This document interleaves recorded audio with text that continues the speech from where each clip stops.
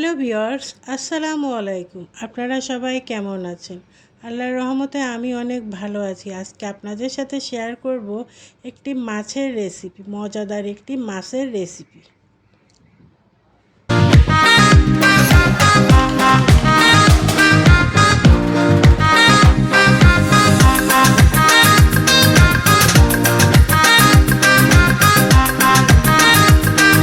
আপনাদের সাথে শেয়ার করব আমি কালীবাউস মাছের রেসিপি। বাজার থেকে একটা কালীবাউস মাছ আমি কেটে নিয়ে এসেছিলাম। সেটাকে আমি বাসায় পরিষ্কার করে ধুয়ে সেখান থেকে 4 টুকরো নিয়ে নিয়েছি। সেটাই কিভাবে রান্না করি সেটাই শেয়ার করব।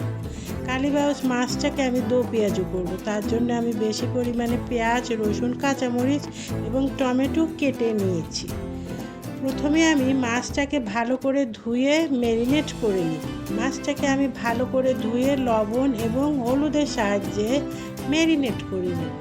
ম্যারিনেট করে এটাকে আমি একটু ভালো করে ফ্রাই করে নিই। ম্যারিনেট করা হয়ে গেছে প্রায়। এখন আমি চুলায় ফ্রাই প্যানটা বসিয়ে দিলাম। এদিকে ফ্রাই প্যানটা গরম হয়ে গেছে। ফ্রাই প্যানে এখন তেলটা দিয়ে দিই। তেলটা পরিমাণ মতো দিয়ে দিই। পরিমাণ মতো আমি একটু তেল দিয়ে দিলাম। তেলটা গরম হয়ে গেছে। মাছগুলোকে আমি এখন এর মধ্যে আস্তে আস্তে দিয়ে দিব। মাছগুলো দেওয়ার সময় অবশ্যই একটু সাবধানতা অবলম্বন করবেন, যাতে তেল ছিটে গায়ে না লাগে। মাছগুলো এভাবে দুই পাশ ভালো করে একটু কড়া করে ভেজে নিই। এক পাশ প্রায় হয়ে গেছে, এটাকে আমি উল্টিয়ে দিলাম। দুই পাশ মাছই প্রায় ভাজা হয়ে গেছে। মাছগুলো আমি উঠিয়ে ফেলেছি। সেই ফ্রাই প্যানে তেলের মধ্যেই আমি এখন কেটে রাখা পেঁয়াজ, কাঁচামরিচ, রসুনগুলো দিয়ে দিই। এখানে আরেকটু তেল যোগ করে নিলাম। পেঁয়াজ, কাঁচামরিচ, রসুনগুলো ঢেলে দিয়ে দিলাম। এটাকে একটু ভালোভাবে নেড়ে চেড়ে ভেজে নিব। এভাবে বেশ কিছুক্ষণ তেলের মধ্যে পেঁয়াজ, কাঁচামরিচ, রসুনগুলো একটু ভেজে নিয়ে নিব। এরপরে এর মধ্যে আমি দিয়ে দিব প্রথমে লবণটা পরিমাণ মতো দিয়ে দিব। 1 চামচ হলুদের গুঁড়ি দিয়ে দিব, 1.5 চামচ মরিচের গুঁড়ি দিয়ে দিলাম, 1 চামচ জিরার গুঁড়ি, 4 চামচের 1 চামচই সমস্ত উপকরণ আমি দিয়ে দিলাম। মশলাগুলো একটু তেলের মধ্যে ভেজে নেওয়ার সময় অবশ্যই সামান্য পরিমাণে একটু পানি দিয়ে দিব, তাহলে মশলাগুলো পুড়ে যাবে না। এভাবে মশলাগুলো একটু ভালো করে কষিয়ে নেওয়ার পরে এর মধ্যে প্রথমে আমি অ্যাড করে দিব কেটে রাখা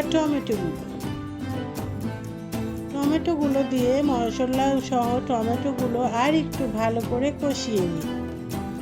কষানো হয়ে গেলে এর মধ্যে আমি মাছগুলো আস্তে করে ঢেলে দিয়ে দিই।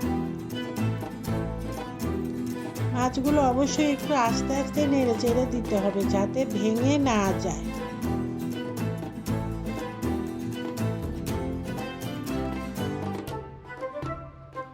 এখন এর মধ্যে আমি পরিমাণ মতো ঝোল দিয়ে দিব।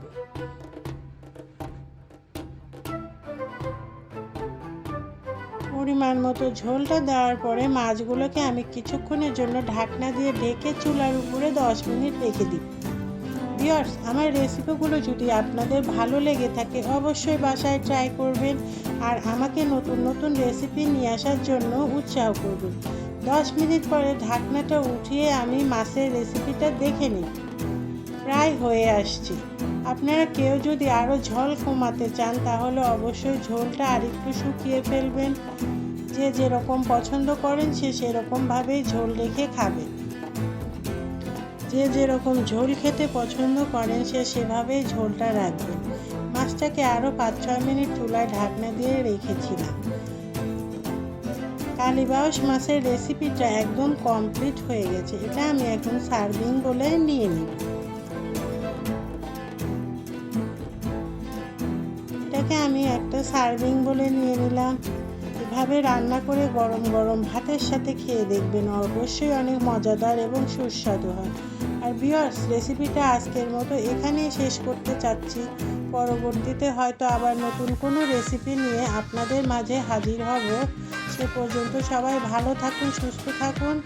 আল্লাহ হাফিজ।